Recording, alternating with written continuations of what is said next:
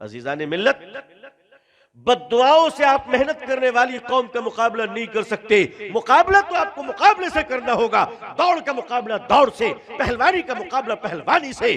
और अजीजान मिल्लत, दुनिया में हर चीज का मुकाबला उसके मद्दे मुकाबिल के फनकार से होता है। लिहाजा अगर आपको इस दुनिया में इज्जत व आबरू के साथ जीना है तो आपको इस दुनिया में अल्लाह की रजा के साथ साथ दुनिया के असबाब में बेहतरीन सलाहियतें पैदा करनी पड़ेंगी। कहां से पैदा करें वो सलाहियतें? सलाहियतें इदारों से पैदा होती हैं।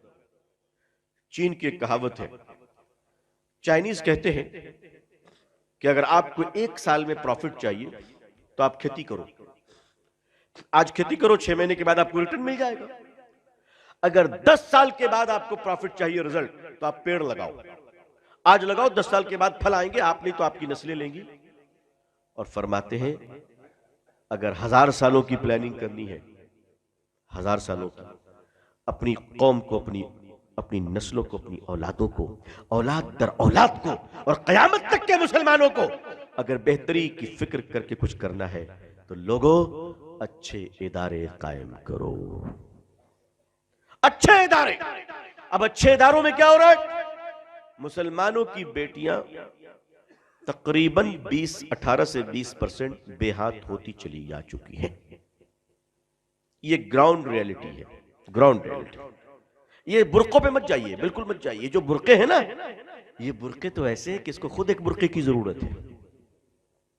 जी हां, मां बाप इन बुर्कों से खुश ना हो। मैं जंगल में नहीं रहता, मैं समाज में रहता हूं। अल्हम्दुलिल्लाह आपकी दुआओं से मैं दुनिया घूमता रहता हूं।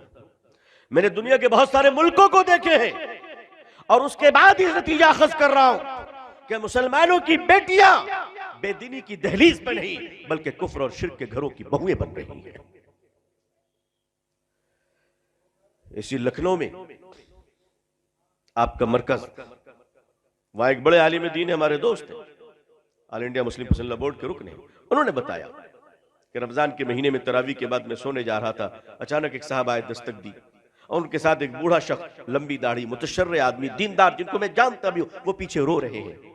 आकर बैठे, मैंने पूछा क्या बात है, बताइए, कोई तकलीफ है तो उसको हल किया जाएगा। वो ज़ारो क़ितार रोने लगे, ज़ारो क़ितार रोने लगे और रोते रोते उन्होंने फरमाया मैं क्या बताऊं, रमजान का महीना, मेरी बेटी दीनदार, तहज्जुद गुजार, रोजेदार है और वो इस रमजान के मुकद्दस महीने में रात में एक ऐसे गिरे पड़े के साथ भाग गई है कि मैं मुंह दिखाने के काबिल नहीं। कहा किसके साथ? कहा जो हमारी गली में झाड़ू लगाया करता था। बहुत मुतमईन मत होइए, ये मुतमईन मत होइए कि हमारा घर बहुत ठीक है। नहीं, बेदीनी की आग अब दीवारों में नहीं है, मुसलमानों के जेब में रखे हुए हैं। बेदीनी की आग मुसलमान औरतों के पर्स में रखा हुआ है। वो जो एक छोटा सा डब्बा है ना, वो अब्बा से भी बड़ा है। आदमी अपने मां बाप को छोड़ सकता है, उसको नहीं छोड़ सकता। और ये बेदीनी की आग आज क्यों जली? हम कहते बच्चियों में तालीम नहीं है, इसका जिम्मेदार कौन है?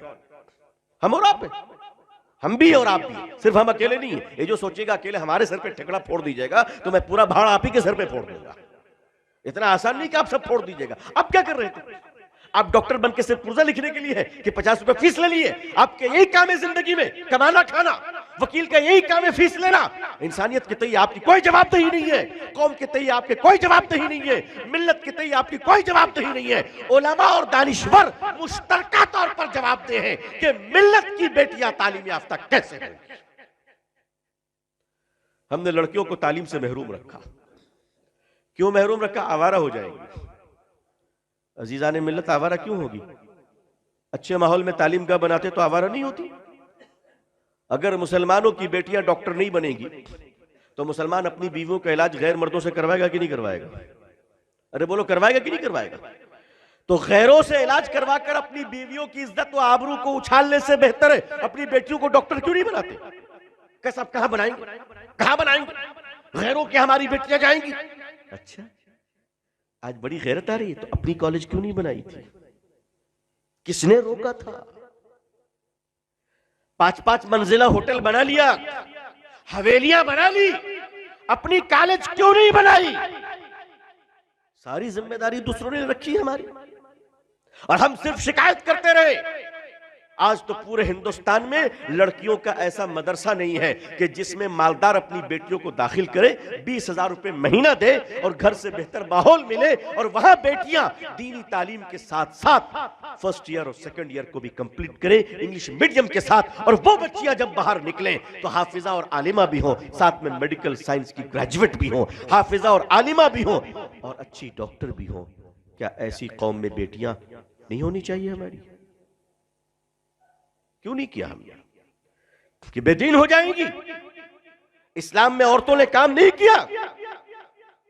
आपके पास अपने इदारे नहीं है, और याद रखिएगा रोक कोई नहीं पा रहा है, ये सिर्फ चोचले और ढकोसले की बातें। लोग आज अपनी बेटियों को और बेटों को बाइक पर बिठाकर गैरों के स्कूल पर डाल रहे हैं। कितनों को रोक लिया आपने? और नहीं रोक पाइएगा। याद रखिएगा, प्यास हर हाल में पानी ढूंढता है। तवज्जो फरमाइएगा, प्यास हर हाल में पानी ढूंढता है।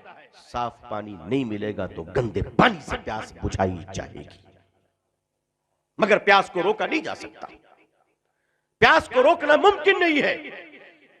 तालीम, तरक्की, खुशहाली, मालदारी, विकास, विशाल, उरूज इंसान की प्यास है, इंसान की जरूरत है। अगर दीनी रास्ते से ये पूरे नहीं किए गए तो दुनियावी और जिल्लत के रास्तों से पूरे किए जाएंगे। जिस तरह निकाह एक जरूरत है इंसान की, अगर इंसान जायज तरीके से निकाह कर कर अपनी ख्वाहिशों की तकमील नहीं करेगा तो वो बदकारी करेगा, वो गुनाह करेगा, और उस गुनाह से बचने के लिए अल्लाह और अल्लाह के नबी सल्लल्लाहु अलैहि वसल्लम ने निकाह रखा है। इसी तरह मुतबादिल ऑल्टरनेट सिस्टम, मुतबादिल निजाम मुसलमानों को बनाना पड़ेगा, वरना अभी क्या हुआ, आने वाले सालों में और रोना पड़ेगा, और रोना।